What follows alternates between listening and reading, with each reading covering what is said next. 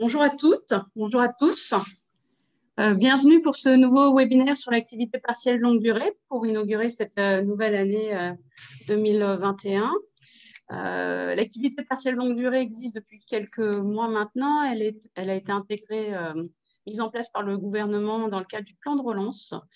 Et l'idée aujourd'hui, c'est qu'on puisse vous la présenter pour que vous puissiez effectivement, pour permettre aux entreprises d'aménager de façon plus durable leur réduction d'activité et la durée du temps de travail, avec en contrepartie des engagements en termes de maintien d'emploi et également de sauvegarde des compétences de vos salariés, donc en termes de formation.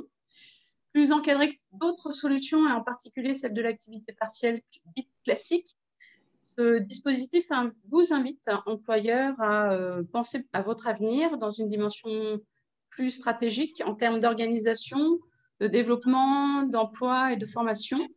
Et aujourd'hui, je reçois Audrey Picard, donc avocate, pour vous expliquer comment mettre en place l'activité partielle longue durée. Et Laurent Zlotowski, qui est le directeur régional Île-de-France de l'OPCO AFDAS, pour vous permettre de voir comment mettre en place justement toutes les formations possibles au sein de votre entreprise pendant la durée de toute la durée de l'activité partielle. Je vous laisse maintenant, Audrey, présenter l'activité partielle longue durée, plutôt dans un cadre juridique. Et puis, je vous propose, si vous avez des questions, effectivement, de les poser par écrit et on y répondra au fur et à mesure. Alors oui, merci Katia.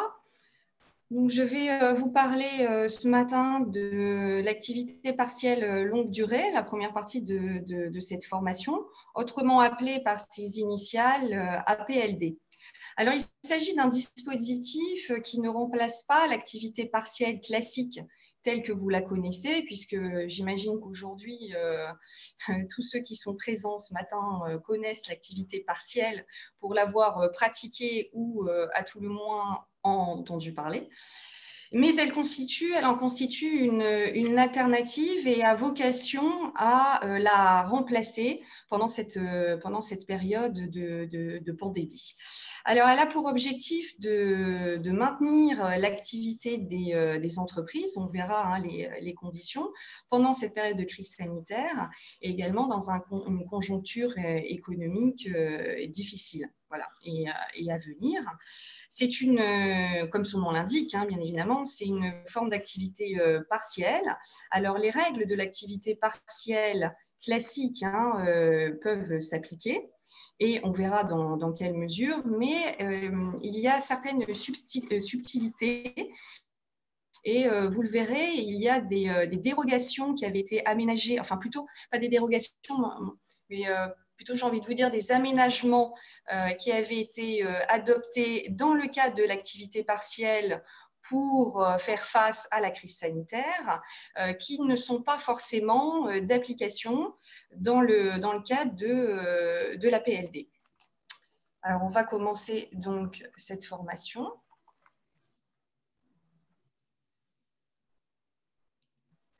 Alors, qu'est-ce que la PLD ? La PLD est un mécanisme temporaire. Il a été créé, contrairement à l'activité partielle, qui lui était un dispositif qui était déjà existant, qui était prévu par le Code du travail, et donc tout le monde, auparavant appelé chômage partiel, dont tout le monde, la majorité des entreprises ont connu donc les contours de cette activité partielle, malheureusement pendant cette crise sanitaire. Alors, la PLD, elle, en revanche, c'est une des mesures du plan de relance du gouvernement qui a été adoptée tout récemment et qui est aménagée par différents décrets. Vous avez l'habitude aussi également, puisqu'il y a pléthore de textes qui ont été adoptés depuis la crise sanitaire. Et l'APLD donc, a vocation à, en tout cas, s'inscrire dans un mode alternatif au licenciement économique pour protéger l'emploi. Et comme je vous le disais, donc, maintenir l'activité sous condition. Et elle s'inscrit lorsque l'entreprise a besoin de réduire sa masse salariale, et à la place de réduire, donc de procéder à des réductions des effectifs, par le biais par exemple de licenciements économiques, elle va privilégier plutôt, alors c'est très tendance en ce moment, la réduction du coût du travail par donc la mise en place, par exemple, d'un dispositif tel que l'activité partielle longue durée. Excusez-moi, juste un petit instant.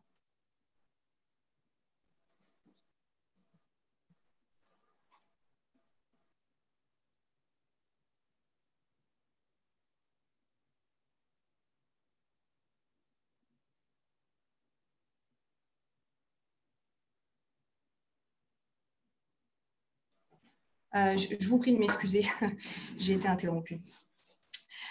Donc, cette APLD est aussi une alternative à la réduction, donc ce que je disais, des effectifs, dans la mesure où elle permet la réduction du coût du travail. Il existe différents dispositifs de réduction du coût du travail, comme je vous disais, qui sont très tendance actuellement, comme les accords de performance collective également, qui sont des accords collectifs, dans le but donc d'aménager les conditions de la durée du travail.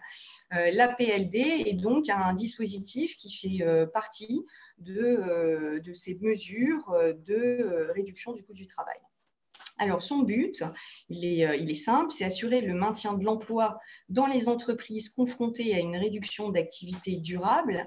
Mais attention, la pérennité, cependant, ne doit pas être menacée. À défaut, l'APLD ne pourra pas être mise en œuvre. Bien évidemment, si la pérennité est menacée, il existe d'autres dispositifs, comme le licenciement économique, ou voire d'autres dispositifs. Et dans ces conditions, l'activité partielle n'a pas vraiment vocation à s'appliquer. Et d'autant plus que maintenant, je pense que les entreprises connaissent bien, mais attention également à l'état de cessation des paiements, donc qui conduit à l'ouverture d'une procédure collective. Et bien évidemment, dans ce cadre-là, la PLD ne doit pas forcément être envisagée. Bon, peut-être dans le cas d'un plan de redressement, mais enfin, on ne va pas se lancer dans cette voie. La PLD, comme je vous le disais, elle ne doit pas être confondue avec l'activité partielle classique de droit commun ou celle qui a été dérogatoire, c'est-à-dire aménagée pour les besoins de la crise sanitaire. Il s'agit donc d'un modèle spécifique qui est propre à la crise sanitaire. Alors, à terme, elle a vocation à remplacer l'activité partielle. Aujourd'hui, elle cohabite. On verra dans quelles conditions elles cohabitent, l'articulation également entre la PLD et l'activité partielle, qui est assez intéressante. C'est assez intéressant de s'attarder un petit peu sur la question. Mais ceci étant, c'est un dispositif à part de l'activité partielle. La PLD, je vous le conseille, vous, employeurs, à privilégier lorsque vous êtes dans les cas suivants. Alors, la diminution de votre activité de manière durable ne doit pas être ponctuelle, mais compte tenu du fait qu'aujourd'hui, la majorité des entreprises, peut-être pas dans le monde du numérique, manquent de visibilité à court terme. Alors, dans l'optique d'une reprise d'activité normale, la PLD est un moyen qui peut être effectivement envisagé. C'est également un besoin de réduire la masse salariale de l'entreprise. Donc là, par le coût du travail et non pas par la réduction des effectifs, mais ça s'inscrit dans cet état d'esprit. Et le but, comme je vous le disais, le but de la PLD, c'est de préserver l'emploi et les compétences des salariés. Et en contrepartie, l'employeur doit prendre des engagements et il doit rendre compte, on le verra comment, de ces engagements pour maintenir l'emploi. Voilà en gros ce que c'est que la PLD.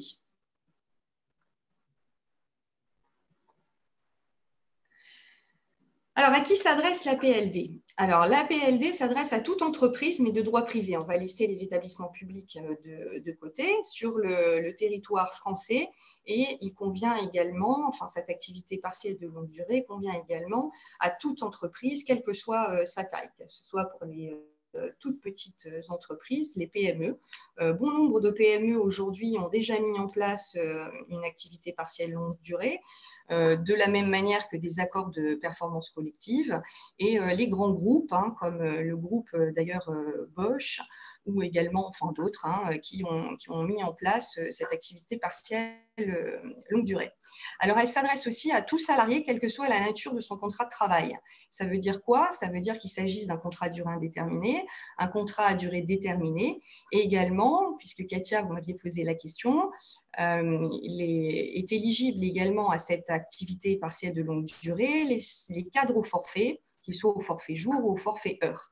Alors, selon visiblement le modèle, le décret précédent relatif à l'activité partielle temporaire s'applique toujours, avec, vous vous rappelez, j'imagine, pour ceux d'entre vous qui ont mis en place l'activité partielle pour les cadres au forfait, la conversion donc, de ces forfaits jours en heures.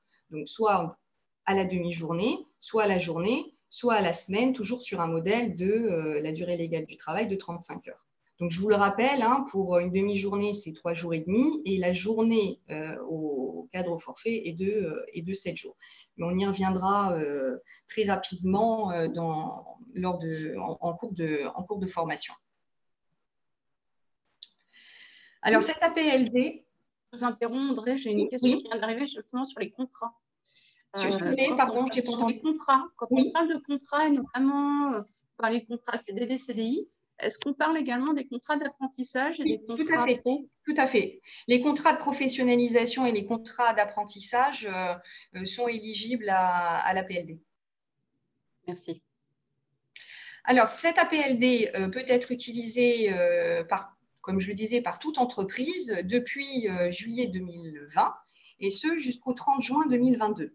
Alors, il y a une petite précision qui est de bon augure sur la date du 30 juin 2022, parce qu'il s'agit que d'une date butoir pour l'accomplissement des formalités. On verra les formalités par la suite auprès de l'administration.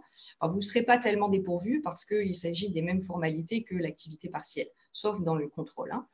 Alors, cette date butoir, c'est donc le 30 juin 2022, s'applique uniquement pour le dépôt des formalités. Ça veut dire que la mise en œuvre de l'APLD pourra être postérieure au 30 juin 2022 à partir du moment où vous avez déposé une demande, par exemple, le 19 juin 2022. Et donc, elle aura vocation à s'appliquer dans la durée jusqu'au 30 juin 2025, qui est la date limite, soit 3 ans, de l'activité partielle longue durée.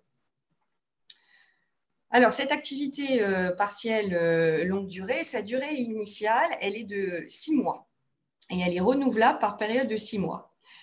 Donc, l'entreprise doit, si elle souhaite mettre en place une APLD, prévoir au départ la durée totale de l'application de cette APLD, mais ça marche par tranche de 6 mois.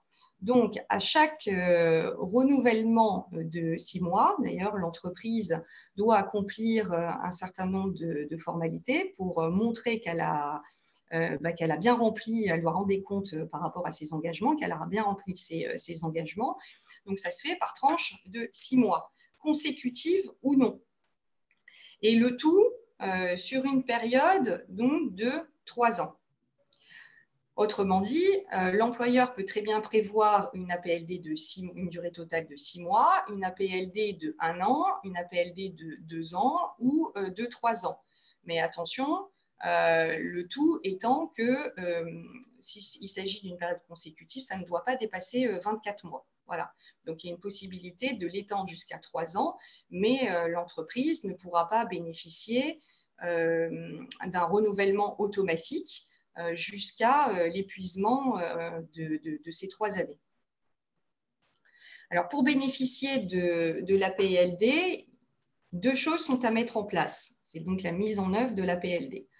L'APLD est mise en œuvre soit par un accord d'entreprise, un accord d'établissement ou un accord de groupe, ou bien par une décision unilatérale de l'employeur qui donne lieu à l'établissement d'un document unilatéral émanant de l'employeur, dans le cas où il existe déjà un accord de branche. C'est-à-dire que les partenaires sociaux se sont entendus et vous avez un article, enfin une disposition qui existe dans votre convention collective, dans la convention collective qui vous est applicable.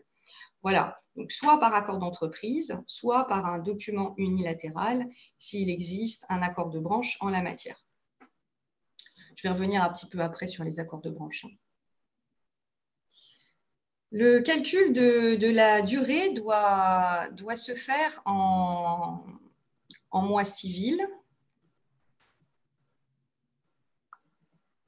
Je suis allée un petit peu trop vite. Et comme je vous le disais, la durée totale de recours à l'APLD doit être mentionnée dans l'accord collectif ou le document unilatéral, si une convention collective prévoit les dispositions en la matière, sachant qu'elle ne peut dépasser 3 années consécutives. Il n'y a pas d'obligation de mentionner en revanche dans l'accord collectif ou le document unilatéral le planning prévisionnel de l'APLD. Le planning prévisionnel, c'est celui qui va vous conduire à prévoir des périodes d'activité, des périodes de suspension de l'APLD. C'est à l'employeur de s'organiser. Alors, je me suis d'ailleurs posé la question, j'ai envie de vous dire, vous allez sûrement vous poser la question, in fine, si on peut le prévoir sur 3 ans lorsqu'on va rédiger notre accord collectif, on va dire, à la place de le prévoir pour 6 mois, autant ça ne mange pas de pain, autant aller jusqu'au bout, et puis on le verra en cours de route, puisque vous n'êtes pas dans l'obligation de prévoir le planning prévisionnel, de dire, on le prévoit pour 3 ans. Soit si vous démarrez en fait donc en janvier 2021, vous l'avez jusqu'en janvier 2024.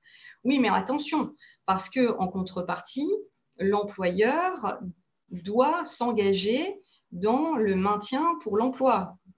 Et cet engagement dure tout autant que dure l'activité partielle de longue durée. Donc, c'est à vous à trouver le bon équilibre entre les deux.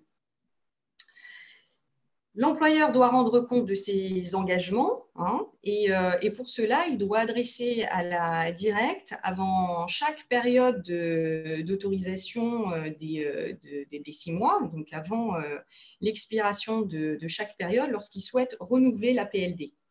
Et à ce moment-là, il devra fournir un bilan qui devra être d'ailleurs soumis au CSE lorsqu'il en existe un, sur l'engagement du maintien des emplois et de la formation professionnelle. On va y revenir.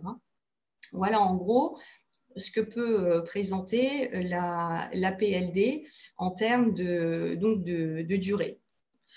Il convient donc d'avoir à l'esprit de retenir en conclusion que la PLD a une durée de 6 mois qui peut être renouvelée donc 6 mois et il y a donc des formalités à accomplir avant cette échéance de 6 mois, dans la limite bien évidemment de 3 années.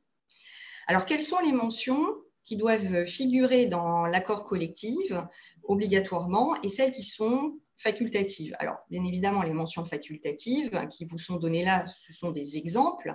À vous de négocier avec les organisations syndicales représentatives un certain nombre de points, ou peut-être que vous ferez preuve d'imagination ou surtout de besoins pour votre société qui ne sont pas forcément mentionnés dans ce support. Alors, les mentions obligatoires qui valent donc pour toute entreprise. L'employeur a l'obligation de rédiger un préambule qui présente le diagnostic sur la situation économique de l'entreprise. Il s'agit donc de données comptables, de données économiques. Vous devez présenter un chiffre d'affaires, la rentabilité de l'entreprise, ce genre de données donc pour effectuer un diagnostic sur la situation économique de l'entreprise. Pour ceux d'entre vous qui ont procédé à des licenciements économiques, vous connaissez bien en matière quand vous rédigez des notes d'information. Voilà, ce n'est pas aussi détaillé, mais néanmoins, il doit quand même avoir un diagnostic sérieux préalable sur la situation économique de l'entreprise. Sinon, effectivement, ça n'a pas forcément de sens de recourir à l'activité partielle longue durée, ainsi que bien sûr les perspectives d'activité. Vous devez mentionner dans cet accord donc collectif le début de la mise en œuvre de la PLD, alors janvier, février 2021, le tout avant le 20 juin 2022, comme je vous l'ai dit tout à l'heure. Ça, c'est à vous de déterminer la date et la durée totale d'application de la PLD. 6 mois, 1 an et demi, 2 ans, 3 ans, à vous de voir. Les activités et les salariés bénéficiant de la PLD. Donc, c'est-à-dire les catégories de salariés que vous allez faire entrer dans le champ d'application de l'activité partielle longue durée. Alors, je m'arrête, je fais une aparté quelques secondes pour vous préciser ici que contrairement à l'activité partielle, vous savez, vous devez vous rappeler que en cours de crise sanitaire, des mesures dérogatoires ont été prises, dont celle de prévoir l'activité partielle individualisée. Alors, pour mettre en place une activité partielle individualisée à l'époque, pendant la crise sanitaire, il convenait d'avoir un accord collectif. Hein, je ne sais pas si vous vous en rappelez. Et donc, ça pouvait conduire à individualiser un salarié plutôt qu'un autre. Donc, de choisir les salariés sans créer une inégalité de traitement, mais qui pouvaient être placés en activité partielle et d'autres pas. Ici, ce n'est pas possible. La PLD est un dispositif collectif et qu'il n'est pas possible d'individualiser. Alors, on le verra, il y a certaines exceptions, mais qui restent collectives et qui s'adressent donc à une catégorie de salariés, mais en aucun cas à un seul salarié. Ça n'existe pas. C'est uniquement prévu pour l'activité partielle. Il convient également, donc, dans ces mentions obligatoires, de préciser la réduction de l'horaire de travail en dessous de la durée légale. Donc, on le verra, il y a une limite à l'activité chômée qui ne doit pas être supérieure à 40% de la durée légale de travail. Voilà, ça, c'est le principe. Donc, cette réduction de l'horaire de travail doit être mentionnée. Donc, il s'agit d'une moyenne. Hein. Donc, vous mettez 30%, 20%, 40%, ce que vous voulez, en dessous donc, du maximum prévu qui est 40%, sauf exception. Et les engagements, bien évidemment, donc spécifiques pris par l'entreprise pour l'emploi et la formation professionnelle, qui sera la formation professionnelle, qui fera l'objet donc de la deuxième partie de cette matinée. Donc, vous verrez ça avec Laurent. Et enfin, l'accord collectif doit prévoir les modalités permettant aux organisations syndicales, mais également au CSE, d'être informés sur la mise en œuvre de l'accord. Hein. Donc, ces informations doivent être au moins trimestrielles. Il y a un véritable échange lorsqu'il existe un CSE avec les engagements qui sont pris, qui rentrent dans la mise en œuvre de l'activité partielle longue durée et également l'information de ces engagements et leur mise en œuvre par l'employeur vis-à-vis du CSE. Alors, vous avez également des mentions facultatives qui sont des moyens, par exemple, mis à la disposition des syndicats pour poursuivre cet accord. Vous avez également les conditions ce qui est assez intéressant, de prise des congés ou de l'utilisation du compte personnel de formation avant et pendant la période donc, de la PLD. Ce sont des mentions qui peuvent figurer dans l'accord collectif. Alors, ça veut dire quoi? Ça veut dire que si ces mentions peuvent y figurer, ça peut aussi permettre à l'employeur d'y songer, voyez, et de réfléchir pour prendre certaines dispositions comme l'imposition de la prise de congé, hein, comme on l'avait vu d'ailleurs avec l'activité partielle dans certaines limites lors du premier confinement. Alors, vous avez également les conditions dans lesquelles les dirigeants, les mandataires, les dirigeants salariés, les mandataires sociaux et les actionnaires sont placés pendant cette APLD et les efforts qu'ils peuvent éventuellement faire peuvent être mentionnés dans ces accords collectifs. Vous pouvez également introduire des dispositions spécifiques sur le versement des dividendes. Voilà, un versement limité, enfin bon, autant de choses sur lesquelles le patronat peut s'engager. Les modalités d'information des salariés également sur la mise en œuvre et le suivi de l'accord, puisqu'il n'y a pas ni la loi ni les décrets successifs d'application en matière d'APLD n'ont prévu d'information des salariés à cet égard. Donc, c'est à vous de voir. Toujours est-il qu'il faut quand même une information raisonnable, on verra, pour le salarié, s'agissant donc de son emploi du temps, hein, c'est-à-dire de la répartition de ses heures travaillées et de ses heures chômées. Mais ceci étant, rien, en tout cas dans la loi, ne figure s'agissant de ces modalités d'information. Et enfin, il est possible de prévoir les conséquences d'une dégradation ou d'une amélioration, hein, et éventuellement les modalités de suivi de l'évolution de la situation économique et financière de l'entreprise.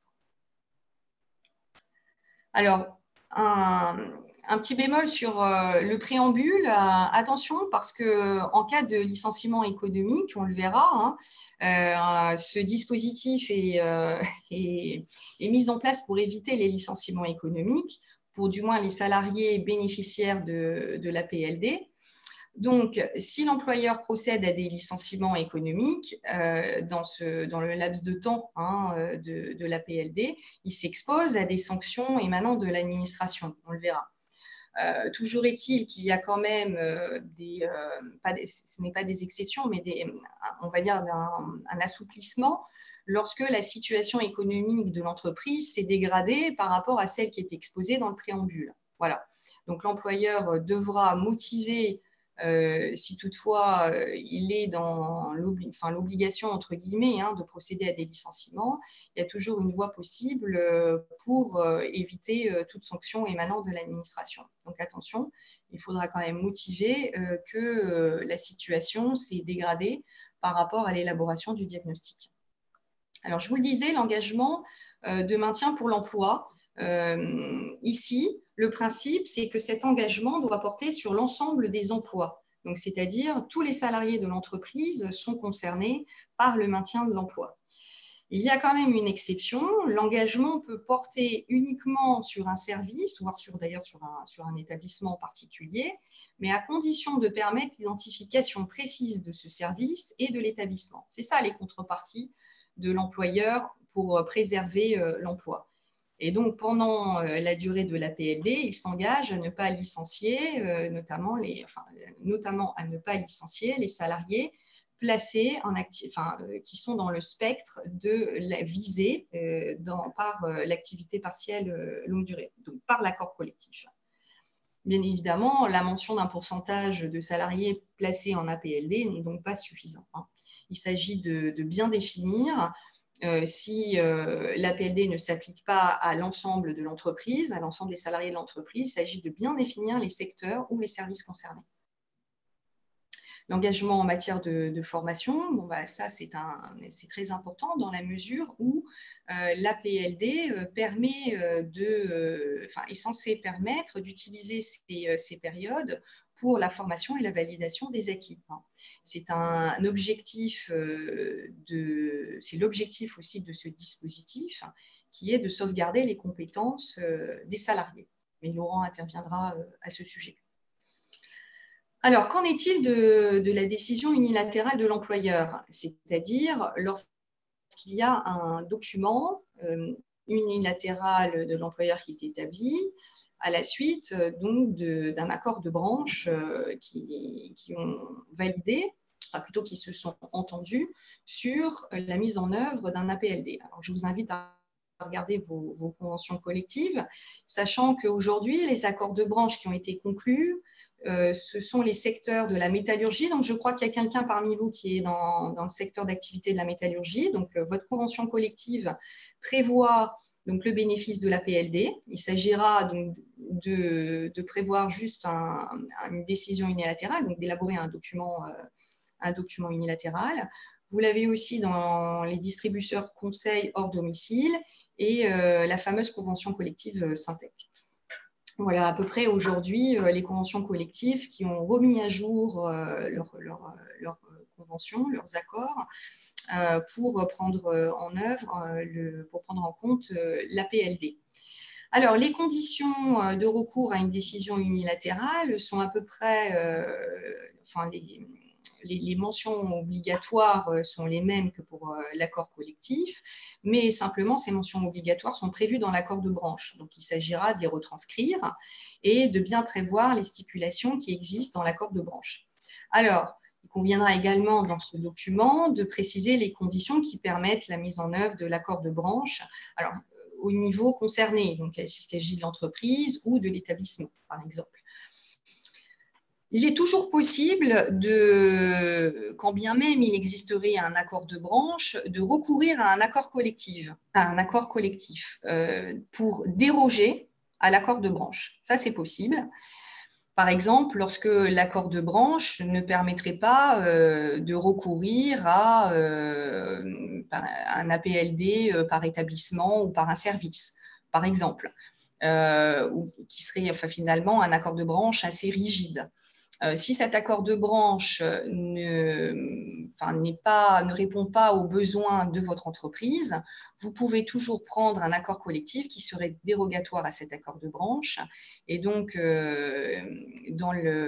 sera dans la règle de la suprématie de ces accords qui prévaudra sur l'accord de branche. Ça sera donc cet accord collectif qui sera pris. Donc, je vous renvoie à ce que j'ai dit précédemment sur l'accord collectif, ses mentions obligatoires et ses mentions facultatives.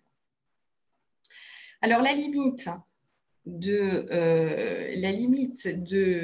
l'APLD ne prend pas en compte 100% de la durée du travail. Il y a une limite à 40% de la durée légale du travail, c'est-à-dire 40% de 35 heures. Il y a des exceptions sur autorisation de l'administration, donc cette limite peut être portée à 50%. Mais bien évidemment, l'entreprise devra justifier d'une situation particulière pour être autorisée à réduire son activité et cette possibilité devra figurer dans l'accord collectif.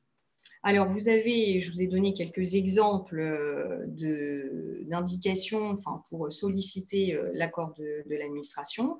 Vous avez par exemple la liquidation judiciaire d'un client important de l'entreprise, une augmentation significative du coût des matières premières essentielles à son activité, la difficulté de l'entreprise, des difficultés de l'entreprise prévisibles dans leur ampleur et leur durée, une baisse des commandes significatives, etc. etc. Voilà, ce genre de motifs. Alors, les 40% doivent être appréciés par salarié concerné.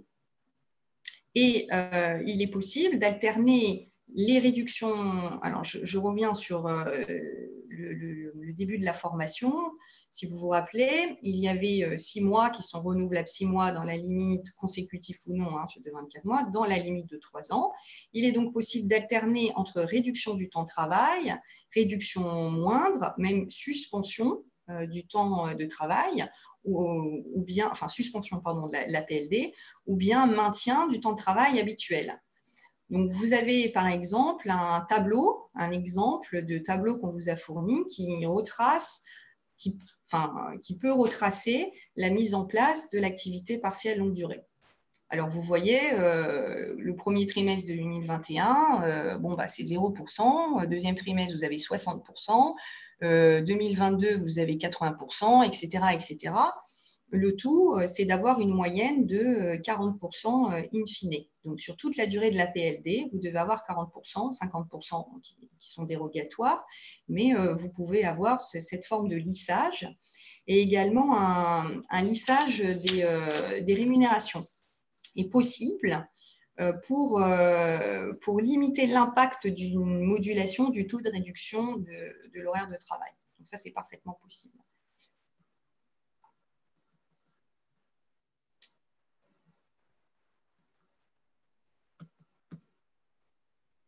Alors, le rôle du CSE, lorsqu'il en existe un, bien évidemment, lorsqu'il n'en existe pas, la question ne se pose pas. Alors, si l'employeur fait usage de la décision unilatérale pour bénéficier de l'APLD, à ce moment-là, le CSE devra nécessairement être consulté sur la mise en œuvre de la décision. Et si l'APLD est mise en œuvre par accord, donc dans le cadre d'un accord collectif, la consultation du CSE au préalable et sera obligatoire pour les entreprises de plus de 50 salariés. Pourquoi? Alors, les textes spécifiques au sujet de la PLD ne prévoient rien en la matière, ne prévoient pas de consultation du CSE. Simplement, ce sont les règles du droit positif habituel qui s'appliquent. Vous avez notamment l'obligation de consulter le CSE pour les entreprises de plus de 50 salariés. Ça relève de leurs attributions générales au titre de la marge générale de l'entreprise. Voilà, tout simplement. Mais ce ne sont pas des dispositions spécifiques qui ont été introduites dans le cadre de la PLD. Ceci étant, je recommande quand même fortement de le consulter, même pour les entreprises de moins de 50 salariés, au moins au niveau du diagnostic, parce qu'en pratique, on sait très bien que le CSE est consulté, voire même il y participe. Voilà. Donc, s'agissant des entreprises de moins de 50 salariés. Pour le rôle de l'administration maintenant, pour ceux d'entre vous qui ont mis en place l'activité partielle, il n'y a pas de grands changements. Vous avez toujours un rôle de l'administration en la matière. C'est la même voie que celle de l'activité partielle, c'est-à-dire dématérialisée. Et vous avez également après un contrôle de l'administration. Donc, je vais passer rapidement parce que vous aurez les supports. Bon, il s'agit vraiment de la procédure. Alors, il s'agit de transmettre l'accord collectif ou le document unilatéral de l'employeur s'il y a une convention collective qui prévoit la PLD, par voie dématérialisée à la directe. Il convient également de transmettre sur la plateforme des téléaccords l'accord collectif uniquement, pas le document unilatéral. Et vous avez un délai de réponse de l'administration, sachant que pour l'accord d'entreprise, elle doit procéder à une validation et pour le document unilatéral, elle doit procéder à une homologation. Donc, il s'agit de 15 jours ou 21 jours selon qu'il s'agisse d'une homologation ou d'une validation. Dans tous les cas, le silence de l'administration vaut acceptation.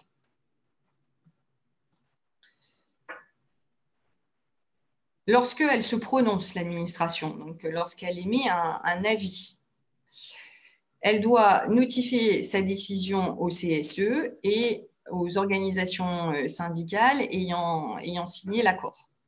Lorsque l'administration garde le silence, l'employeur doit fournir une copie de la demande, dans ce cas-là, de validation ou d'homologation qu'il a adressée préalablement à l'administration, au CSE et aux organisations ayant signé l'accord.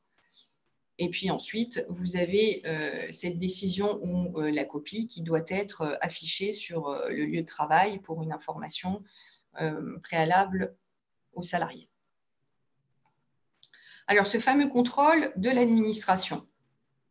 Alors, contrôle de l'administration, il est de deux ordres, selon que l'on est dans le cadre d'un accord collectif ou bien du document unilatéral. Alors, le contrôle est assez léger, entre guillemets, pour un accord collectif. L'administration vérifiera les conditions de validité de l'accord collectif, la procédure de négociation si elle a bien été régulière, enfin, ce sont des contrôles classiques de l'accord collectif, et les mentions obligatoires, si elles sont bien indiquées dans l'accord collectif. Le contrôle, en revanche, est renforcé pour le document unilatéral dans la mesure où ils n'ont pas été négociés en interne, donc ce n'est pas un accord sur mesure, c'est un accord de branche. Et d'où découle le document unilatéral. Donc, l'administration va s'assurer que le document unilatéral est conforme avec l'accord de branche. Voilà. Attention, donc l'autorisation est valable que pour 6 mois, puisque, comme je vous le disais, on marche par tranches de 6 mois, qui sont renouvelables à chaque fois pour 6 mois.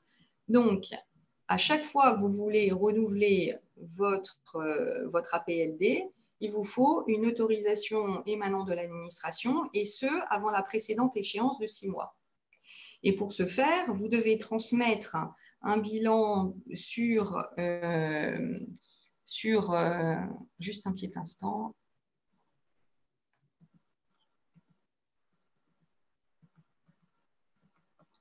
J'ai perdu le...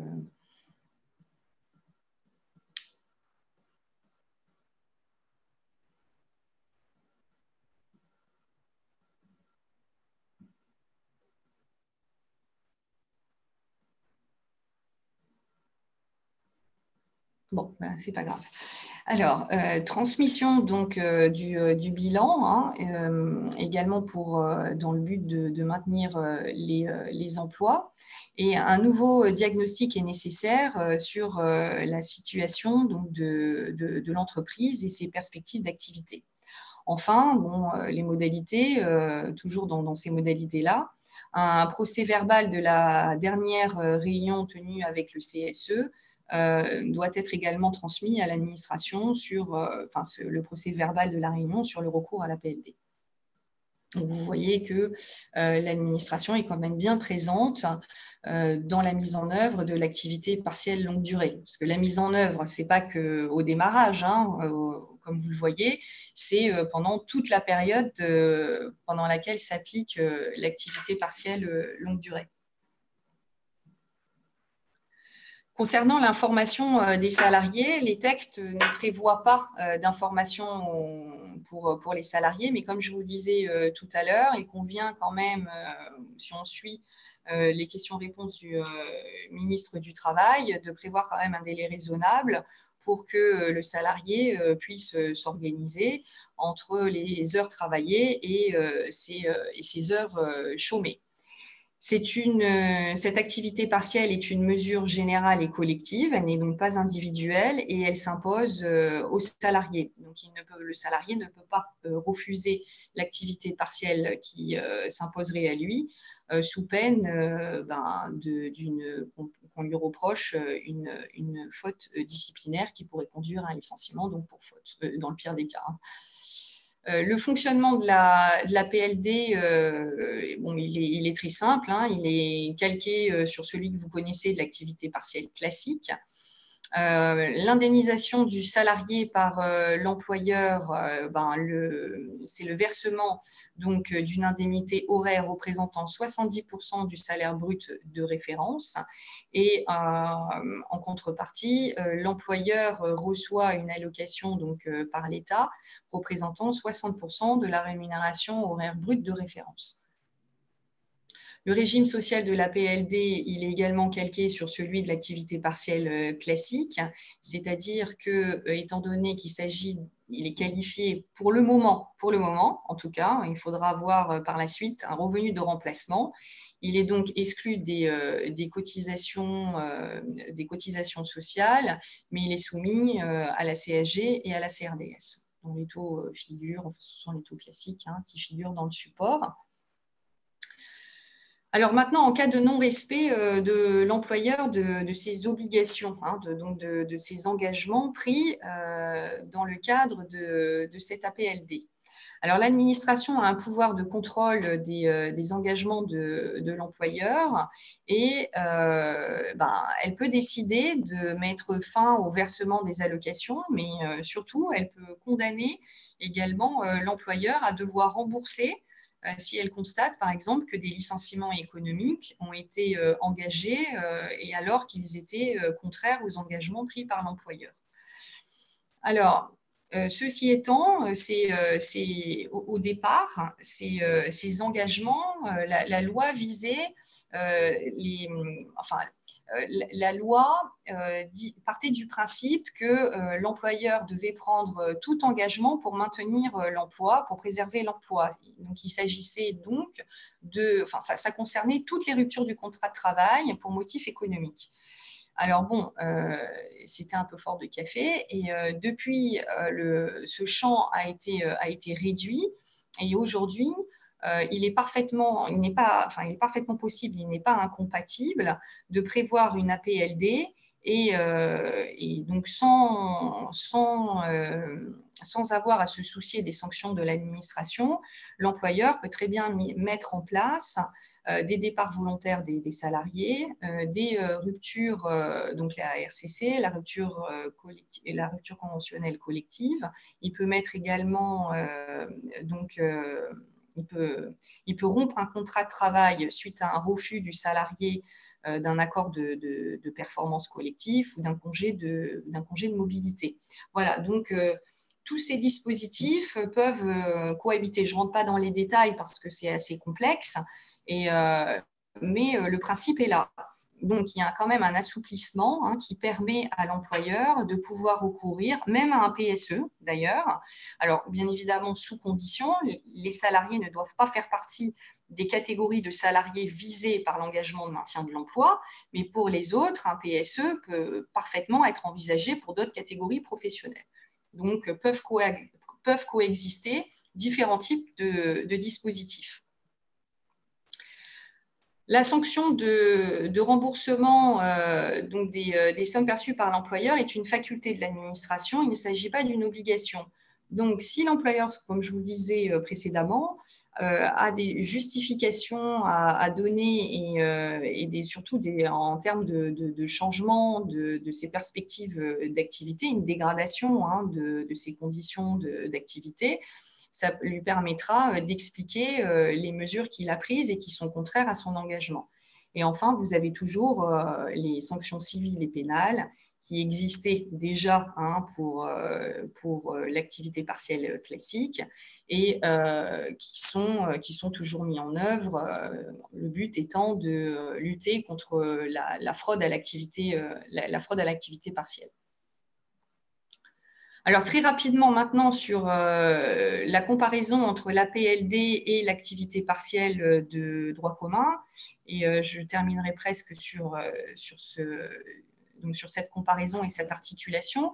L'activité partielle de droit commun, vous voyez que le montant d'allocation versé à l'employeur a vocation à s'élever à 36% du salaire brut de référence. Alors, à côté du 1er janvier 2021, c'était la loi précédente. Alors, aujourd'hui, c'est un petit peu en stand-by. On ne sait pas trop. On ne sait pas s'il va y avoir un 3e confinement. Des mesures ont été prolongées jusqu'au début février 2021. Il convient de faire une distinction aussi entre secteurs protégés, donc c'est-à-dire tous ceux qui sont fermés administrativement aujourd'hui, les bars, les restaurants, etc., et les secteurs non protégés. Alors, les secteurs protégés pourront peut-être continuer à bénéficier d'une activité partielle dans les conditions qu'ils connaissent aujourd'hui, à voir. Enfin, en tout cas, ce sont des projets de loi. Et l'indemnisation du salarié hors secteur protégé est à hauteur de 60% du salaire brut de référence, la durée étant de 3 mois renouvelable uniquement une fois sur une période de 12 mois. Ça, c'est le principe de l'activité partielle qui est un petit peu remodelé. Là, pour l'instant, est un peu on verra les prochains textes. L'APLD, le montant d'allocation versé à l'employeur, le montant de l'allocation versée à l'employeur s'élève à 60% du salaire brut de référence et vous avez une indemnisation du salarié à hauteur de 70%. La durée, vous pouvez faire le comparatif, est de 6 mois renouvelable dans la limite de 24 mois sur 36 mois consécutifs. Alors, l'articulation de l'activité partielle et de l'APLD, elle est possible lorsqu'il ne s'agit pas du même salarié. Elle est impossible lorsqu'il s'agit. Un salarié ne peut pas cumuler à la fois une activité partielle et une APLD. Ce n'est pas cumulable. Par contre, selon les salariés, donc les catégories de salariés, c'est parfaitement possible. Si toutefois, l'activité partielle, ce sont les cas qui sont prévus pour l'activité partielle. Ce sont donc les cas qui sont visés à gauche, du support et qui sont spécifiques à l'activité partielle classique et qui figurent dans le Code du travail. J'ai juste une précision à vous donner. Attention, il y a la conjoncture économique qui est un motif visé pour mettre en place une activité partielle. Cette conjoncture économique est une exception car elle ne permet pas de recourir à un cumul de l'activité partielle et d'une APLD. Donc, le motif de conjoncture économique ne permet pas d'articuler en fait les deux dispositifs. Voilà, puisque l'APLD est justement fait pour répondre à une conjoncture économique actuelle. Enfin, j'imagine, hein, c'est cohérent. Vous avez aussi, lorsque les salariés ne sont pas inclus dans le périmètre de l'APLD, ils pourront bénéficier de l'activité partielle pour garde d'enfants et personnes vulnérables. Et enfin, et je terminerai sur ça parce qu'on a un petit peu dépassé le temps, et surtout si vous avez des questions. La conclusion de l'accord collectif est soumise au droit commun de la négociation collective, hein, donc c'est-à-dire à ce que l'accord collectif soit valide, hein, ils doivent pouvoir être pris donc, en négociation avec les organisations syndicales représentatives selon les règles de majorité que vous connaissez, hein. Et ceci étant, rien ne semble réserver ces accords d'entreprise aux entreprises disposant de délégués syndicaux, et donc d'interdire les accords collectifs par les modes de mettre en place donc, cet accord collectif par les modes dérogatoires selon la taille de l'entreprise. Voilà, et je m'arrêterai là, mais vous aurez le support et vous avez un résumé selon là où vous vous situez par rapport à la taille de votre entreprise, ou si vous avez des délégués syndicaux ou pas au sein de l'entreprise avec un CSE ou pas, et les moyens que vous avez la possibilité de mettre en place pour recourir à un accord collectif en l'absence d'organisation syndicale représentative. Voilà, donc c'est possible. Voilà, j'en ai terminé. Et donc, j'imagine qu'il doit y avoir des questions. Il y a une question pour… Une seule? Oui, pour l'instant, une seule, mais oui. peut-être arriver au fur et à mesure. Quand on parle d'APLD concernant les salariés, on parle d'une personne, d'une catégorie d'employés, ou bien l'ensemble des collaborateurs de la société? Alors, c'est le choix numéro 2 et le choix numéro 3. Certainement pas le choix numéro 1. On ne parle pas d'APLD, contrairement à l'activité partielle, à l'égard d'un salarié. L'APLD et l'activité partielle longue durée doit s'adresser à l'ensemble des salariés de l'entreprise. Donc, après, à vous de mettre en place, dans la limite des 40%, hein, de la moyenne des 40%, de faire une sorte de lissage.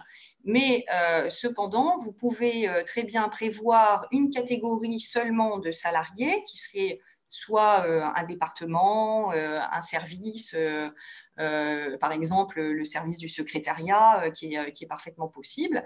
Mais à ce moment-là, l'accord collectif doit le préciser. Une autre question pour Marion cette fois-ci. Dans le cadre d'un accord unilatéral, est-ce qu'il faut également présenter les mentions obligatoires ou cela concerne uniquement l'accord collectif?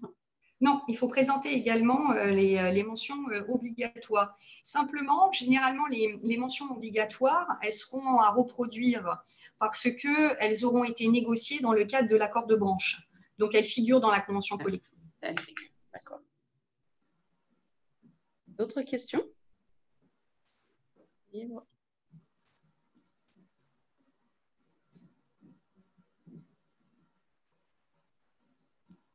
Visiblement, il n'y a pas d'autres questions. Alors, question de Céline. Pourriez-vous nous donner des exemples d'engagement de maintien dans l'emploi? D'engagement de maintien de l'emploi, c'est-à-dire que il vise soit l'intégralité des salariés dans l'entreprise, c'est-à-dire que l'entreprise s'engage à ne pas procéder à des licenciements économiques sur l'ensemble de son personnel pendant l'application de l'APLD, par exemple. Ou alors, il peut viser une catégorie de salariés en disant l'APLD est mis en place pour telle et telle raison, hein, ça s'est expliqué en fonction du diagnostic de la situation économique de l'entreprise, et permettra de maintenir pendant la durée de cette APLD tel et tel emploi, voilà, telle catégorie d'emploi, et voilà, c'est des catégories, les catégories d'emploi peuvent être visées, mais elles doivent s'expliquer aussi, parce que sinon, attention aux inégalités de traitement.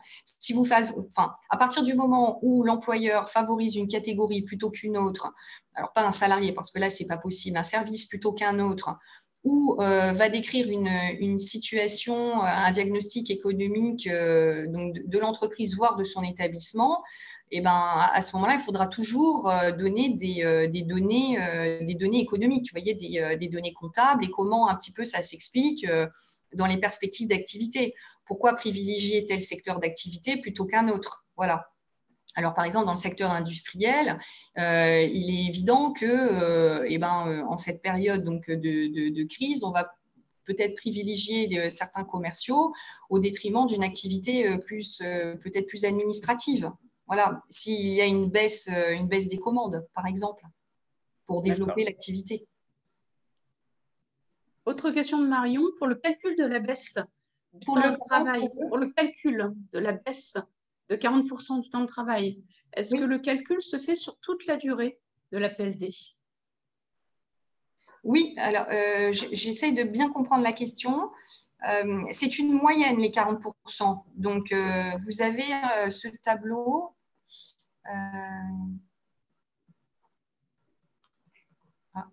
Est-ce qu'on est sur la période de 3 ans ou est-ce qu'on est peut-être sur c'est peut-être ça la question exactement, période de 3 ans ou sur la période de 6 mois? Est-ce que ce tableau ne répond pas à votre interrogation? C'est une moyenne. Voilà. Marion, je ne sais pas si vous pouvez confirmer. D'accord, c'est une moyenne, elle confirme. Voilà. Autre question de Céline, cette fois-ci. Concrètement, quelles informations doivent figurer au bilan pour transmettre à l'administration? Le fameux bilan à l'échéance des 6 mois, eh ben, un diagnostic de la situation, un nouveau diagnostic un petit peu de la situation économique, c'est-à-dire qu'est-ce qui s'est passé durant ces 6 mois? Est-ce qu'il y a une dégradation? Est-ce qu'il y a une amélioration de l'activité? Tout finalement pour permettre de recourir à cette APLD, à cette prolongation de l'APLD, ou simplement une confirmation, à dire bon bah finalement ce qu'on a de revoir le diagnostic initial. En fait, c'est un ajustement en gros du diagnostic.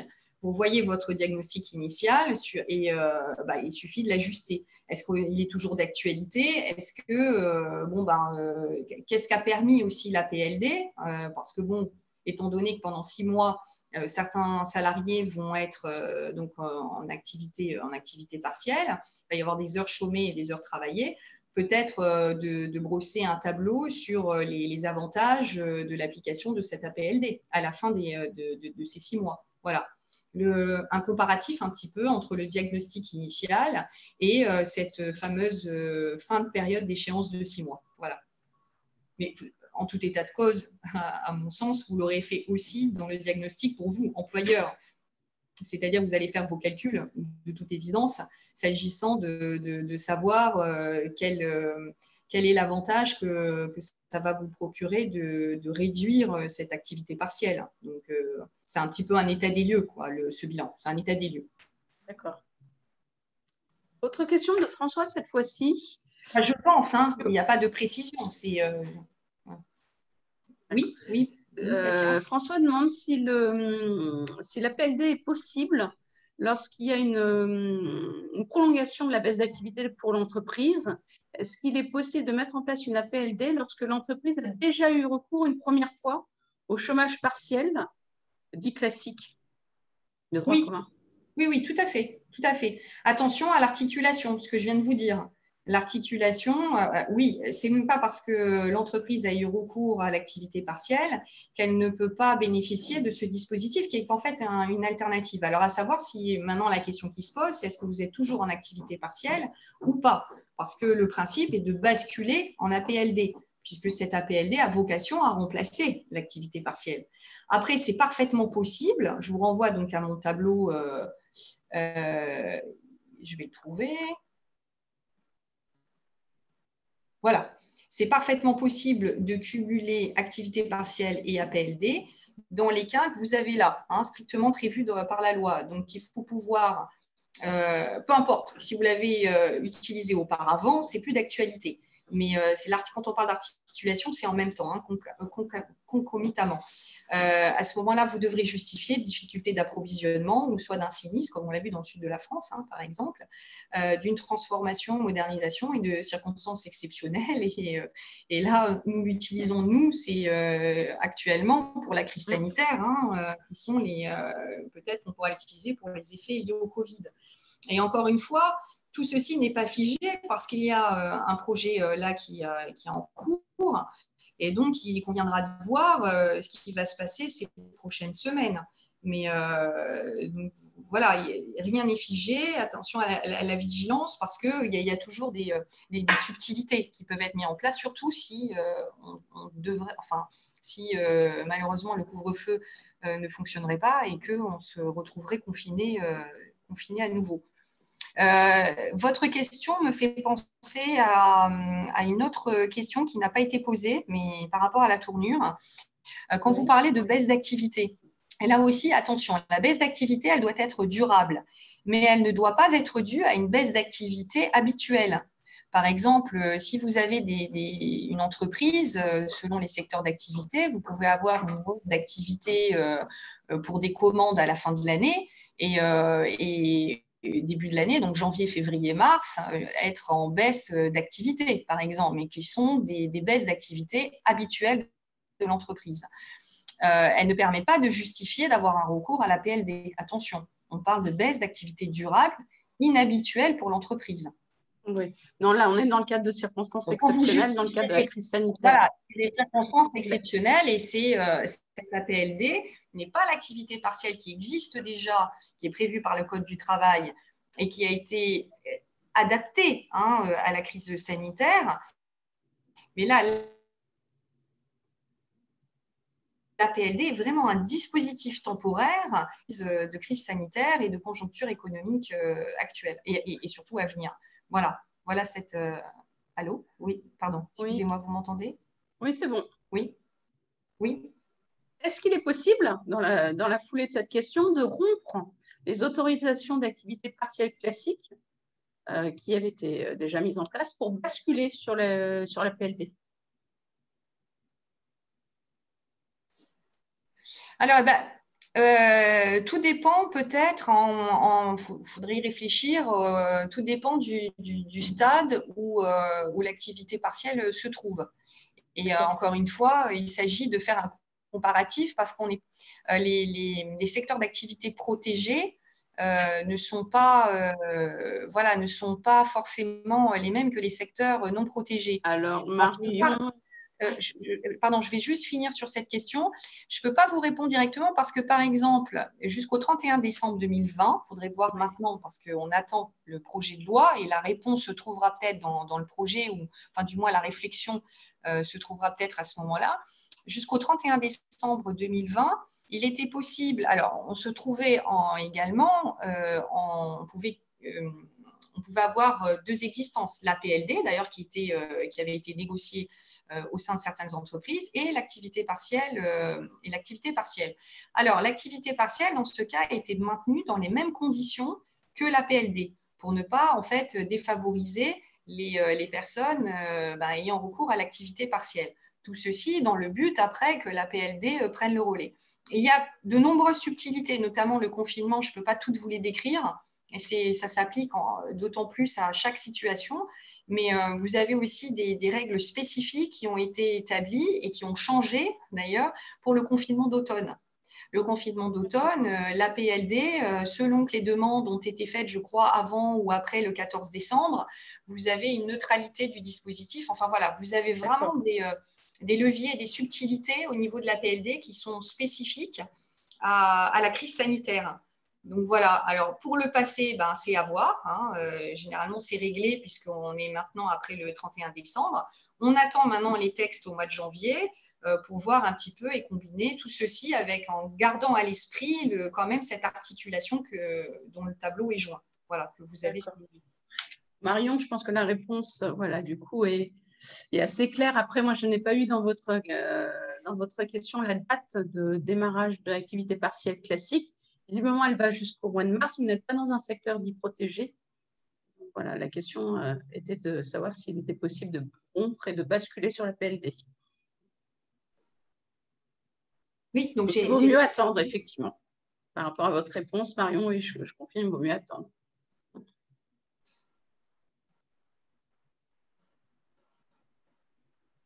Il y a d'autres questions?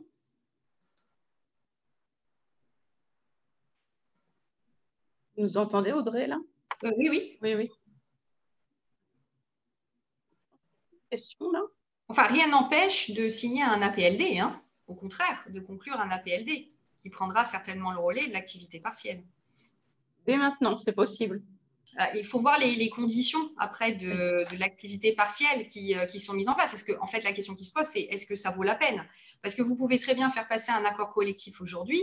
Enfin, tout dépend. Après, ça a du bon sens. Si l'activité partielle, elle est même parce qu'il a été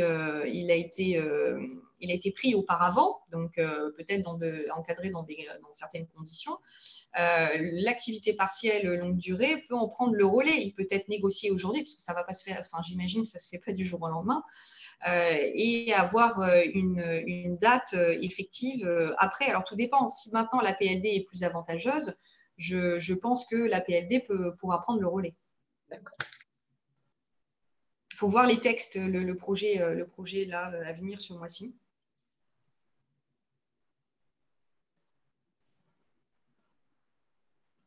Bon, visiblement, il n'y a plus de questions. Donc, je crois qu'on va conclure l'intervention d'Audrey sur cette dernière réponse.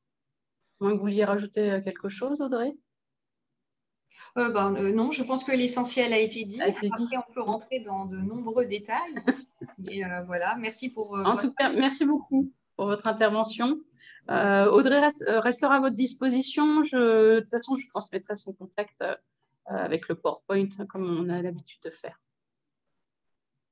Et maintenant, on va passer à l'intervention de Laurent qui nous rejoint à l'instant. Laurent Zlotowski, qui, je rappelle, est le directeur régional de locaux AFDAS, à laquelle peut-être certains participants aujourd'hui sont rattachés. Et donc, Laurent va vous présenter quels sont les engagements, justement, en contrepartie que l'entreprise doit assurer en matière de sauvegarde de compétences de leurs salariés. Bonjour à tous et bonjour à toutes. Merci Katia de me laisser la parole. Je vais demander le contrôle peut-être. Il faudra peut-être qu'Audrey… Peut-être Audrey, je vous remercie de…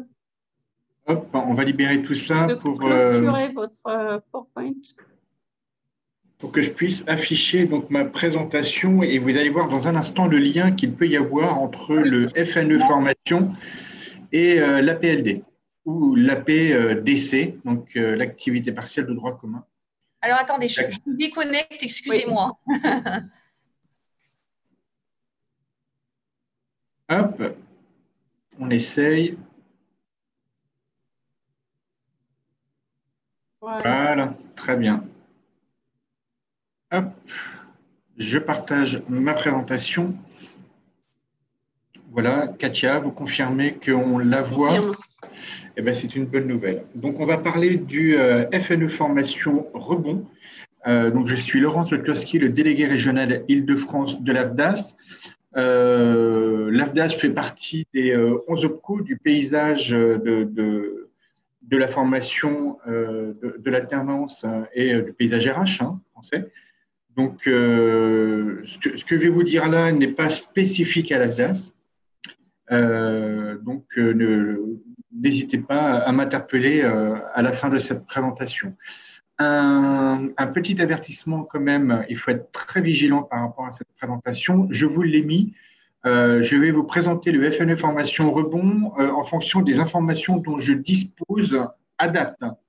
Le FNE est un dispositif qui a évolué tout au long de l'année 2020, qui va être amené à évoluer également en 2021. Donc, ce que je dis là, certains pans en fait, de cette présentation peuvent être obsolètes dans quelques semaines. C'est ce qu'on a vécu pendant toute l'année 2020. Et on va donc le démontrer maintenant, puisque le FNE, donc a été le FNE Formation, Fonds national de l'emploi formation, a été mis en place donc, en avril 2020 et à cette époque-là, on l'appelait donc le FNE Covid qui avait immédiatement succédé au confinement. Et ce FNE Covid, maintenant, a disparu depuis le 31 octobre et c'est le FNE Formation Rebond ou le FNE Formation Relance qui lui succède depuis le 1er novembre 2020. Si le principe est le même, certaines règles ont évolué et peuvent être amenées encore à évoluer dans l'avenir. Si vous voulez en savoir plus, je vous ai mis le texte de référence à gauche, c'est l'instruction du ministère du Travail du 9 novembre 2020, qui donc définit les règles du FNE Formation Rebond.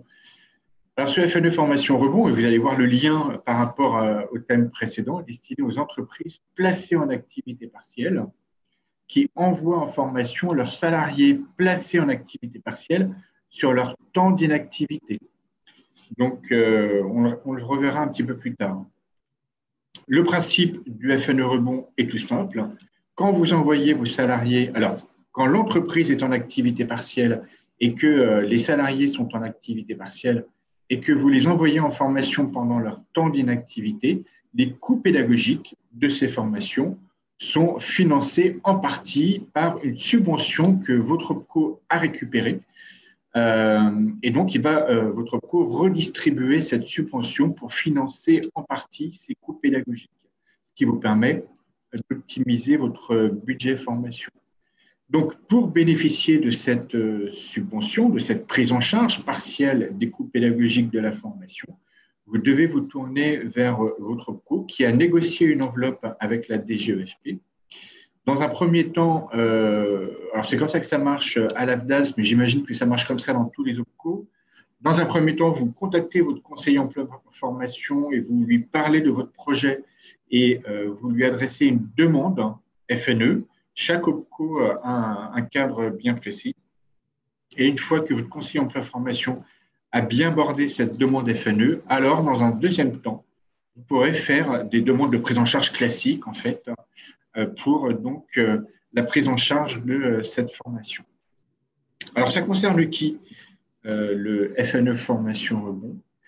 Eh bien, ça concerne toutes les entreprises et associations, quelle que soit la taille, ayant une autorisation de mise en activité partielle de droit commun, la PDC, ou d'activité partielle de longue durée, l'APLD. Je le répète, cela concerne tous les salariés en activité partielle et pendant leur période d'inactivité. Et ça ne concerne pas les alternants, donc vos salariés qui sont en contrat d'apprentissage ou en contrat de professionnalisation.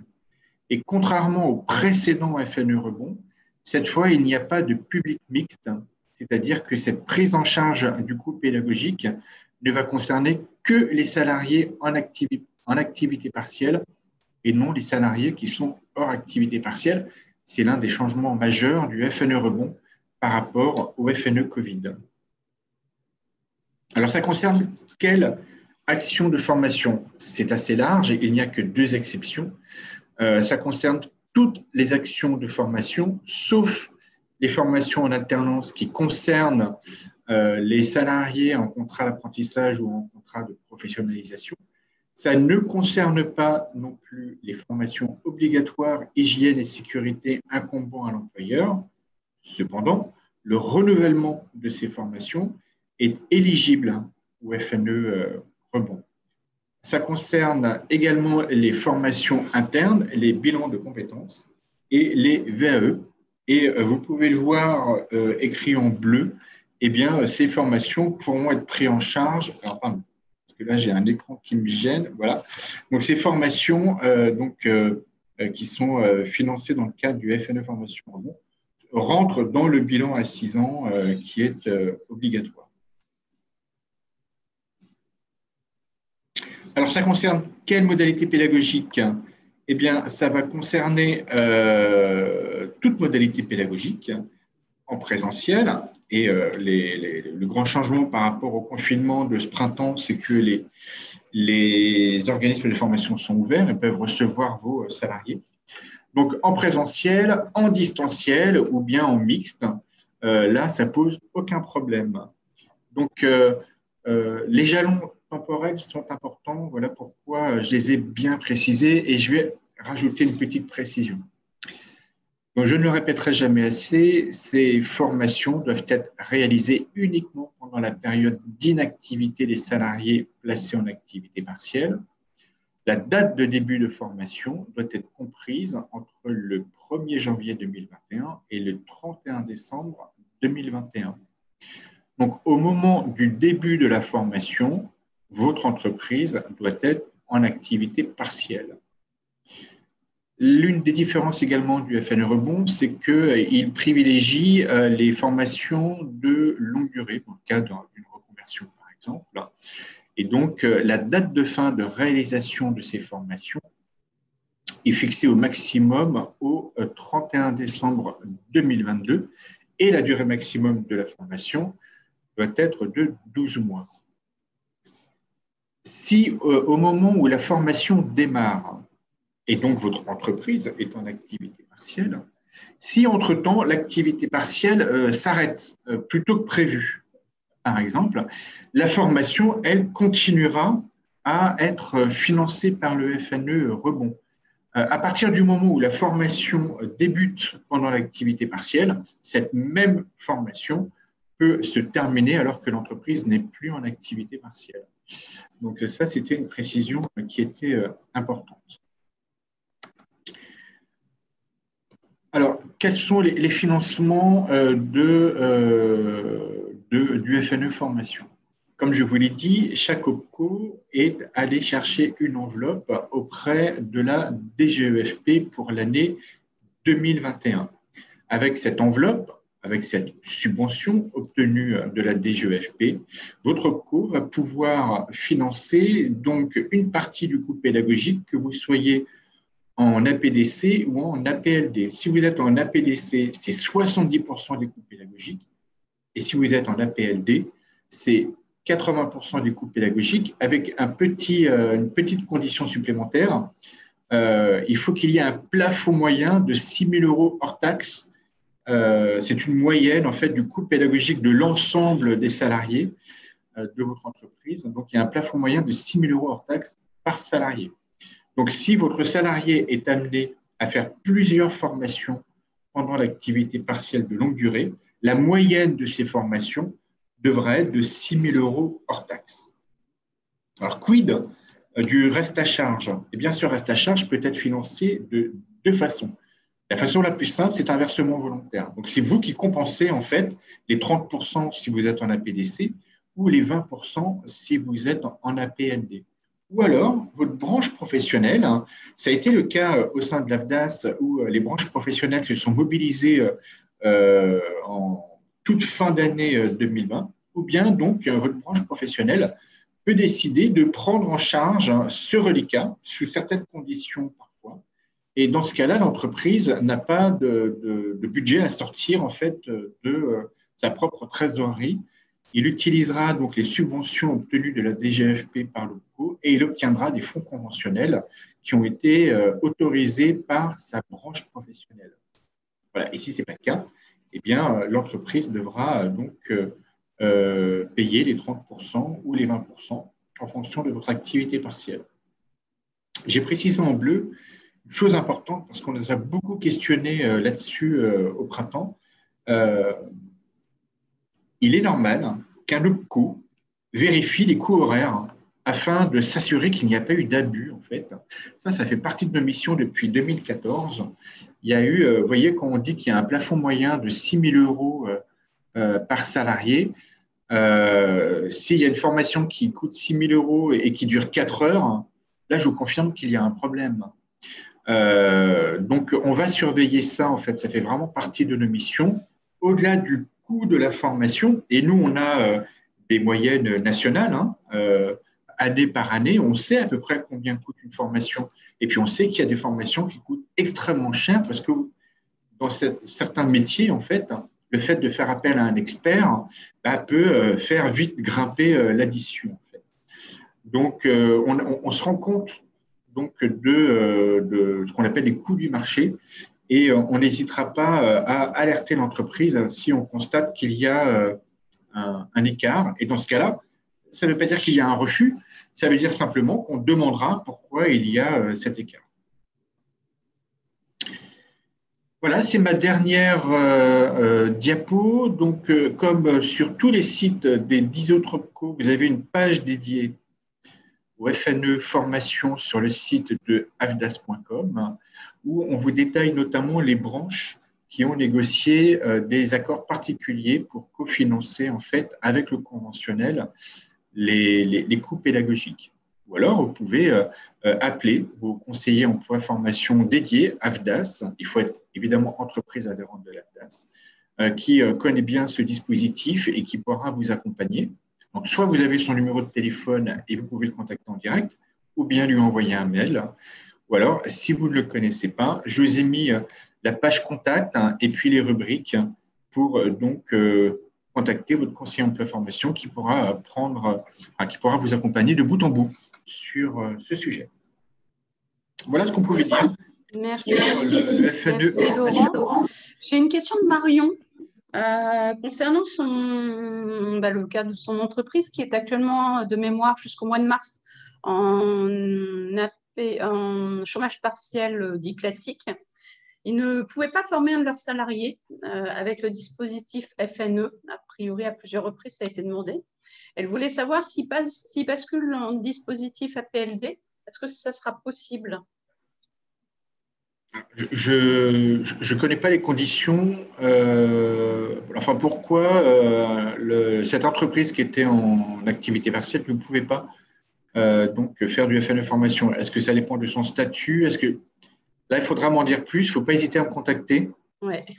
Sachant qu'a priori, Marion, au regard de son activité, elle n'est pas rattachée à l'AFDAS. Alors après, ça dépend peut-être des politiques de certains expos.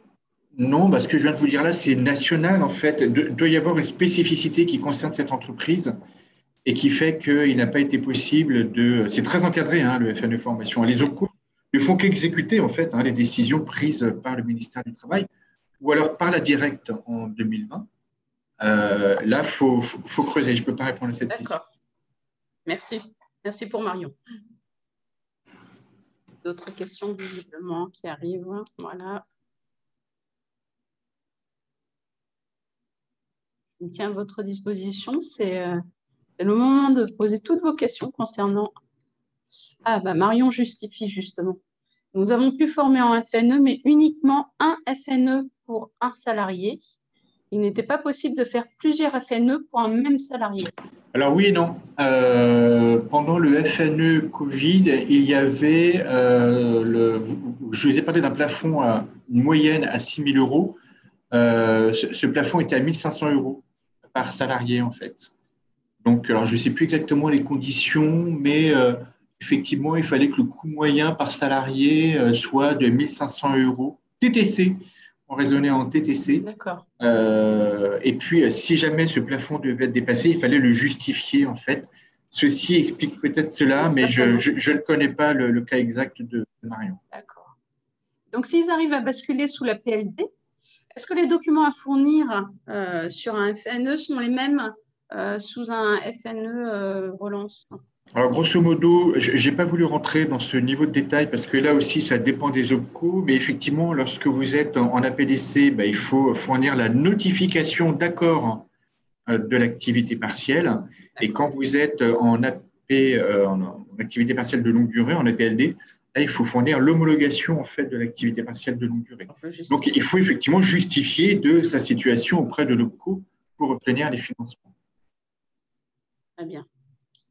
Tout comme il faut la convention, une facture, une attestation de réalisation. Après, ce sont les documents habituels.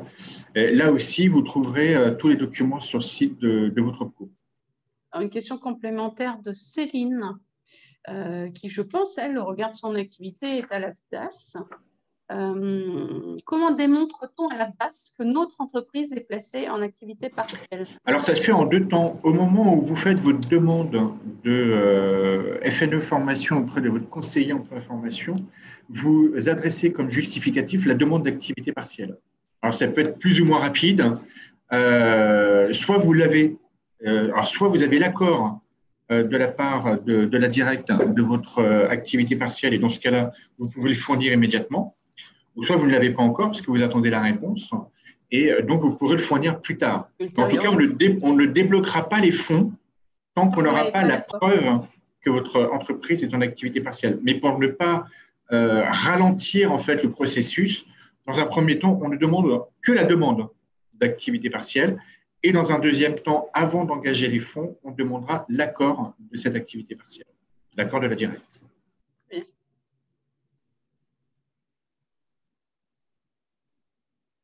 Il y a d'autres questions?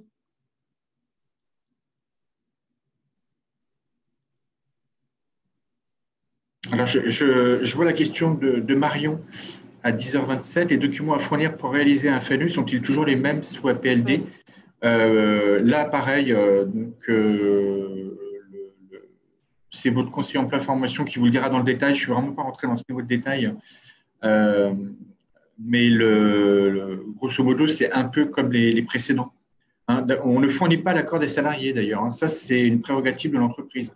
C'est-à-dire que l'entreprise confirme qu'il a demandé l'accord des salariés, mais nous, on ne demande pas le justificatif. C'est s'il devait y avoir un contrôle que là, on demanderait le justificatif. Mais on ne demande pas, parce que vous imaginez, il y a quand même des entreprises qui ont fait beaucoup de demandes, une demande pour beaucoup de salariés. Si on devait demander les justificatifs avec les systèmes de signature électronique, alors que tout le monde est chez soi, c'était un peu compliqué. Donc là, c'est sur l'honneur. Oui, j'ai donné, le salarié a donné son accord. Et après, donc il faut quand même prévoir le papier et on le demande plus tard. D'accord, très bien. Il y a d'autres questions?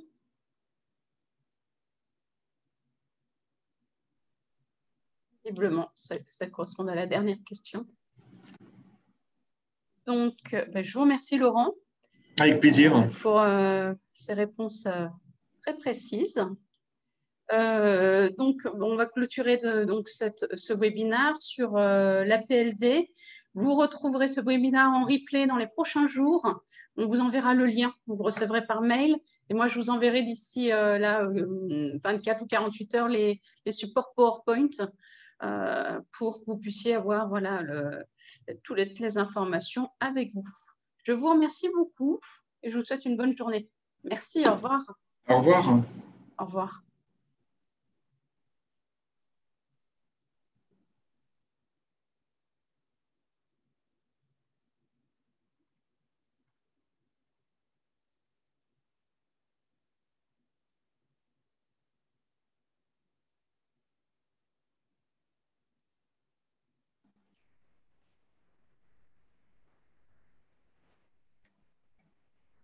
Oui, au revoir, Katia. Au revoir. Juste, voilà, j'arrête l'enregistrement.